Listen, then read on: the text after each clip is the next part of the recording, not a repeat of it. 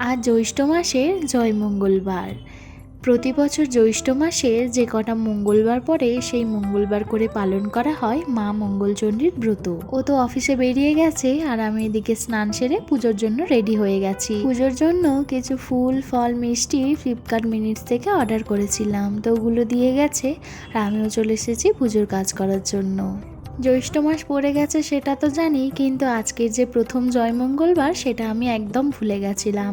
কাল সন্ধ্যাবেলা মামনি ফোন করে বলল যে আজকে জ্যৈষ্ঠ মাসের প্রথম জয়মঙ্গলবারের ব্রত, আর মামনি আমাকে বলে দিয়েছে সব কটা না করতে পারো প্রথম আর লাস্টেরটা করার চেষ্টা করবে, যদি ওই দুটো না হয় তাহলে মাঝখানের কয়েকটা করে নিও। যে সমস্ত পুজো সব সময়তে করে থাকি সেগুলো তো ঠিকঠাক মনেই থাকে, কিন্তু এই পুজোটা আগের বছর থেকে আমি প্রথম শুরু করি আর এটা আমার শ্বশুরবাড়ি নিয়মে রয়েছে, ওই জন্যই আর কি একটু ভুলে গেছিলাম। যাই হোক, মামুনি আমাকে মনে করিয়ে দিয়েছে। আর এই জয়মঙ্গলবার ব্রততে মা মঙ্গলচণ্ডীর জন্য মঙ্গল ঘট পাততে হয়।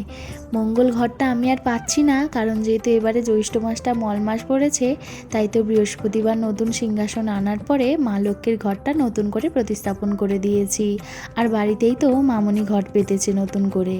আর এই মঙ্গল ঘটে তো জলও অর্পণ করতে হয়, আমি আর জলটা অর্পণ করিনি। ওই যে জ্যৈষ্ঠ মাস মল মাস পড়ে গেছে, তাই তো বৃহস্পতিবার একদম ভালো করে ঘটটা আমি পেতে দিয়েছি, তাই আর জল দিইনি।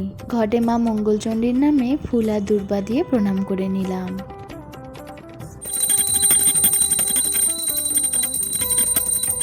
আরতি করা হয়ে গেছে, আর এবার পড়ব জয়মঙ্গলবারের ব্রতকথা। আর কোনো পুজো কিন্তু ব্রতকথা ছাড়া সম্পন্ন হয় না। জয়মঙ্গলবারের ব্রত।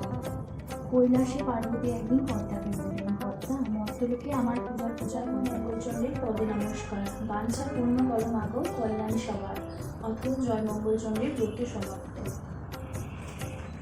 ব্রত কথাও পড়া হয়ে গেল, আর সেই সঙ্গে আমার পুজোও সম্পন্ন হয়েছে। এই যে আমার শান্তির জায়গা, আমার পছন্দের ঠাকুর ঘর, কি যে সুন্দর দেখতে লাগে, আমি তো একদম চোখ ফেরাতেই পারি না। ঠাকুর সবারই খুব ভালো করুক, সবাইকে খুব সুস্থ রাখুক।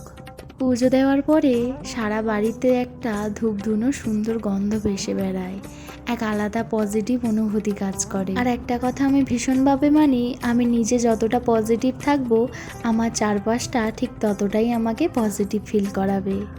পুজো দিয়ে চলে এলাম রান্নাঘরে, আর কড়াইটা তো আগে সেদ্ধ করে রেখেছিলাম, আর আজকে দুপুরবেলা নিরামিষ ঘুগনি বানাচ্ছি। আজ তবে আসি, বাই।